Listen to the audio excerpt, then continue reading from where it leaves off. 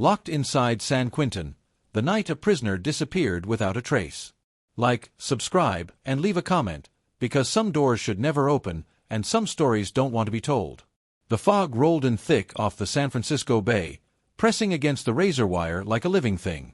Inside San Quentin State Prison, the night shift moved with mechanical precision. Boots echoed. Keys rattled. 1,000 men stood, turned, and answered to their names. In the East Block, cell 3 to 17, inmate Daniel Mercer responded right on time. His voice was flat, tired, unremarkable. The guard marked him present and moved on. 7 hours later, Mercer was gone. Morning count began at 5:30 a.m., the same way it had for decades. Guards checked bars, glanced at bunks, verified breathing bodies in narrow cells. When Officer Luis Herrera reached 3 to 17, he paused. The bunk was neatly made. The mattress showed no impression. The concrete floor was clean, too clean. No clothes on the hook. No personal effects on the shelf.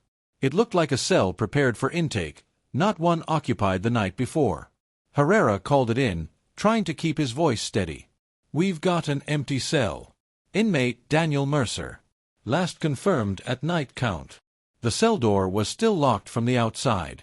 Within minutes, alarms screamed through the compound. Gates slammed shut. Yard access was frozen. The prison shifted from routine to lockdown, a steel beast clenching its jaws. Warden Carol Whitaker arrived fast, her face hard, eyes scanning the block as if Mercer might step back into existence under pressure alone. Mercer wasn't a lifer. He was 38, serving 12 years for armed robbery tied to a botched heist that left no one dead, but plenty ruined. Quiet. Educated. No gang affiliations. He'd kept his head down, worked the laundry detail, and spent nights reading legal books he borrowed from a library. Not the type to vanish without noise. Investigators sealed the wing. The cell was photographed inch by inch. No broken bars. No loose screws. The toilet bowl held clear water. The sink was dry. Even the dust on the upper bars was undisturbed. It was as if Mercer had never occupied the space at all. Then came the footage. San Quentin's cameras are old, temperamental, and unforgiving. They don't miss much, but when they do, it's catastrophic. The feed covering East Block Corridor C showed normal movement until 12:41 a.m. A guard passed. A cart rolled by. Then the image jittered, pixelated, and froze. When it returned, the timestamp jumped ahead 7 minutes. Exactly 7. No alarms logged. No doors opened in the system. No guards reported anomalies. Digital access logs showed nothing. The prison, a place designed to record every movement, had gone blind at the precise moment a man disappeared. Lieutenant Mark Delaney from the Investigative Services Unit took point. He watched the glitch on loop, jaw tight, eyes narrowing with each replay. 7 minutes was an eternity, or nothing at all, depending on who was moving and why. Delaney knew the rules. Inmates don't vanish. They get moved, transferred, smuggled, or killed. But they don't disappear from a locked cell without leaving a mark. By noon, rumors spread through the blocks. Whispers bounced from tier to tier. Some said Mercer had snitched. Others said he'd found something he shouldn't have. A few claimed he'd been taken out for his own protection. None of it made sense. Protective custody still leaves paperwork. Transfers leave trails. The break came quietly. A junior tech re-examining the cell noticed faint scarring along the back wall, just behind the bunk frame. It looked like routine wear, until a gloved hand pressed against it. The concrete flexed. A seam revealed itself, thin and deliberate, hidden beneath layers of paint. Delaney ordered the bunk removed. Behind it was a false panel, cut with surgical precision, concealing a narrow opening just wide enough for a man to slip through. And on the inside edge of that hidden door, scratched deep into the concrete, were 4 words that stopped the room cold. "They know what I found. You don't miss what comes next." The 7-minute window. The hidden panel changed everything. Once the bunk was cleared and the false wall fully exposed, San Quentin no longer looked like a fortress. It looked vulnerable. The opening behind Mercer's bed led into a maintenance crawlspace, ancient, narrow, and never meant for inmates. Dust lay thick on the concrete floor, except for one clear disturbance, a set of footprints heading inward, then vanishing into darkness. Lieutenant Delaney stepped through first, flashlight slicing the black. The air smelled stale, metallic, like a place forgotten by time and policy. Blueprints pulled from archives showed the crawlspace ran behind multiple cells, eventually connecting to an old utility corridor sealed decades ago. Officially, it was inaccessible. Unofficially, no one had checked it in years. The question wasn't how Mercer found it. The question was who showed it to him. As teams swept the passage, Delaney's phone buzzed. Internal Affairs. They wanted to know why a maximum security prison had a hidden corridor behind inmate housing, and why no one had reported it. Delaney didn't answer. Not yet.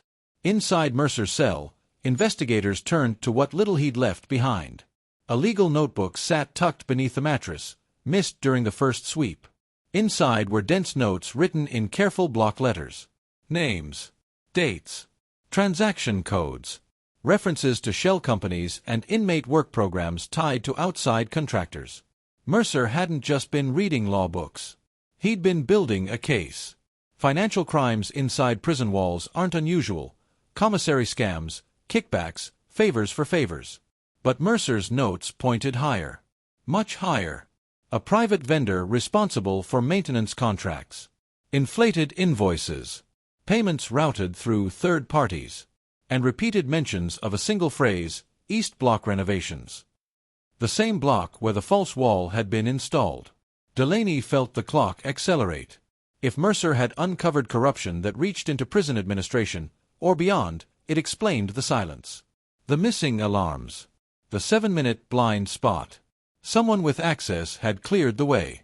By late afternoon, another discovery tightened the noose. A guard named Evan Brooks failed to report for his shift. Brooks was assigned to East Block the night Mercer disappeared. His locker was untouched. His car still sat in the staff lot. Phone off. No call, no text, no explanation. 2 missing men. 1 timeline. Security logs showed Brooks had badge access to the maintenance corridors. He'd also signed off on multiple routine inspections in East Block over the past 6 months, more than any other officer. Delaney pulled Brooks' personnel file. Clean record. Trusted. Quiet. The kind of guard who blended into the walls. Too well. As investigators dug deeper, pressure mounted from above. The Department of Corrections demanded updates. Media helicopters circled overhead, their distant thump bleeding into interrogation rooms. The story leaked fast. A man vanished from a locked cell. America loves a locked room mystery, especially when the room is a prison. That night, Delaney sat across from Mercer's former cellmate, an inmate named Raymond Stacks Holloway. Holloway had been transferred out of East Block weeks earlier, supposedly for overcrowding. He smiled nervously, eyes darting as Delaney slid the notebook across the table. "You ever see him write this?" Delaney asked. Stacks swallowed. He asked questions. A lot of questions. About what? About who gets paid. About why some cells get renovated and others don't. About guards who come and go when they're not supposed to. Delaney leaned in. Did he say he was in danger? Stacks hesitated, then nodded once. He said if he disappeared, it wouldn't be an escape. It'd be a cleanup. At 11:17 p.m., a call came in from the maintenance sweep team. They'd reached the sealed utility corridor. The barrier wasn't sealed anymore. The concrete had been cut and replaced with a removable steel plate, bolted from the outside. Fresh work. Professional work. Beyond it, the corridor sloped downward toward an exterior service tunnel, one that led beneath the prison's perimeter wall. Delaney's blood ran cold. If Mercer had been moved through that tunnel, it meant help, coordination, and enough confidence to believe no one would ever look behind a prison wall. Then the final blow landed. A crime lab tech held up a body cam still pulled from the corridor footage, one frame recovered from corrupted data. It showed a man in uniform, face partially obscured, guiding someone forward. The uniform wasn't inmate orange. It was correctional blue. And stitched on the chest, barely visible but unmistakable, was the name Brooks. The cost of silence. By the time dawn broke over San Quentin, The case had stopped being about an escaped inmate. It was about containment. Lieutenant Delaney stood in the command room as federal agents arrived without uniforms, without announcements, and without patience. Internal affairs was sidelined. The Department of Justice took over quietly, issuing sealed warrants and non-disclosure orders that spread faster than the fog outside the walls. Evan Brooks' apartment was the first stop. Inside, it was immaculate, too immaculate. No photos. No personal clutter. Just a burner phone taped beneath a kitchen drawer and a locked metal safe bolted into the floor. Inside the safe were cash bundles, offshore bank routing numbers, and a ledger matching Mercer's notes line for line. The maintenance contractor wasn't just inflating invoices. They were laundering millions through prison renovations, false walls, sealed corridors, security upgrades that created invisible pathways through one of the most secure facilities in America. Brooks hadn't been a mastermind. He'd been a facilitator.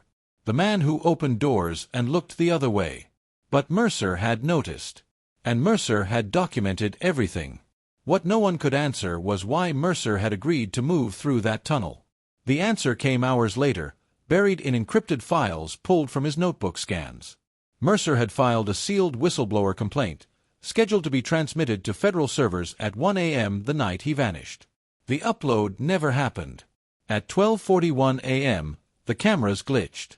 7 minutes later, Mercer was gone. Delaney finally found Brooks 2 days later, just beyond the Marin Headlands, inside a burned-out SUV overlooking the Pacific. Brooks was dead from a single gunshot wound. The fire had destroyed most evidence, but not the message. A burned badge lay on the passenger seat, melted into the leather. Officially, Brooks acted alone. Officially, Mercer escaped and drowned during an unauthorized attempt to flee. Officially, the maintenance tunnel had been overlooked during past inspections. Delaney knew better. In a sealed DOJ briefing, he learned the truth no press release would ever admit. Mercer had been removed, not killed in the tunnel, but handed off. The corridor led to a service dock used by private vendors. One van. No plates. No cameras. No witnesses. Mercer had been alive when he left prison grounds. Why? Because dead men talk less than living ones who are never found. 3 weeks later, construction crews sealed the crawlspace permanently. The false wall was demolished. New concrete poured. The prison returned to routine. Counts continued. Doors locked. Cameras rolled, except when they didn't. Then, an envelope appeared on Delaney's desk. No return address. Inside was a flash drive and a single sheet of paper. You missed one file. The drive contained a completed upload, Mercer's whistleblower report, time-stamped 12:39 a.m. 2 minutes before the cameras failed. It detailed names far beyond San Quentin. Corporate executives. State officials. Private security firms. The kind of people who don't get arrested. They get protected. At the end of the report was a final note, written in Mercer's hand. If you're reading this, I didn't make it out.